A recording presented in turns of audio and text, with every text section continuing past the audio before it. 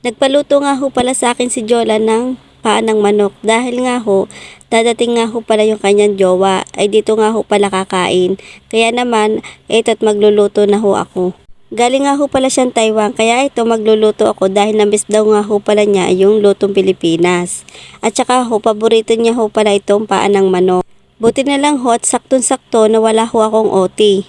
Ang una ko nga ho palang ginawa dyan ay naglaga nga ho pala ako ng paa ng manok. Nilagyan ko din nga ho pala siya ng luya, paminta at saka ho bawang at saka na rin ho ng asin para ho mamaya pag malambot na ay may lasa na rin ho. Pagkatapos ko nga ho pala mag-get ng mga sangkap, ako muna nga ho pala ay nagsaing para ho sabay din ho maluto yung aking lulutuing ulam. Nagpainit nga lang ho pala ako dyan ng kawali at naglagay na rin ho ako dyan ng bawang. Sinunod ko naman ho yung luya. Ilalagay na rin ho natin ang sibuyas at halu-haluin lang natin hanggang sa lumabas ang tunay na amoy ng aroma. Pag mabango na ho yung amoy, ilalagay na ho natin yung paa na nilaga natin kanina. Kapag nailagay na ho natin din sa ating kawali, maglalagay naman ho tayo ng pampalasa, ng toyo, chicken cubes, siling mahalang, at rin nga ho palang ketchup. Kapag ho nailagay na natin yung mga sangkap, atin naman hong hahalu-haluin para mag-mix yung lasa. At iintay lang ho natin may gayong sabaw.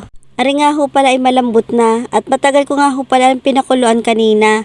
Kaya makalipas ang ilang minuto, ari nga ho luto na yung ating adobong kinetsapan ng paa ng manok. Pagkatapos ko nga ho pala magluto na rin, nagsala nga ho pala ulit ako ng kawali.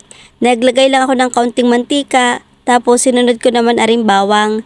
Nilagay ko na rin nga ho pala rin sibuyas. Hinalo-halo ko lang hanggang sa lumabas ang tunay na aroma nito. Kapag mabango na at abot na sa ating kapit boarding house, ilalagay na natin yung manok.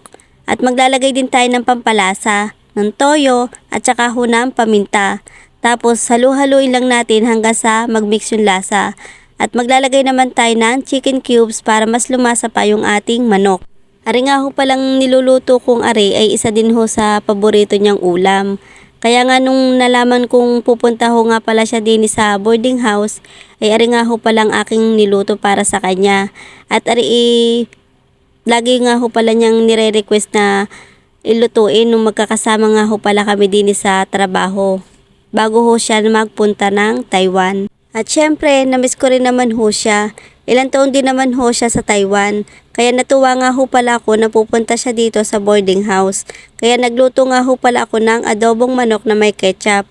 Isa sa paborito niyang ulam na niluluto ko sa kanya. Dahil luto na nga ho pala itong ating ulam, tara kain ho tayo.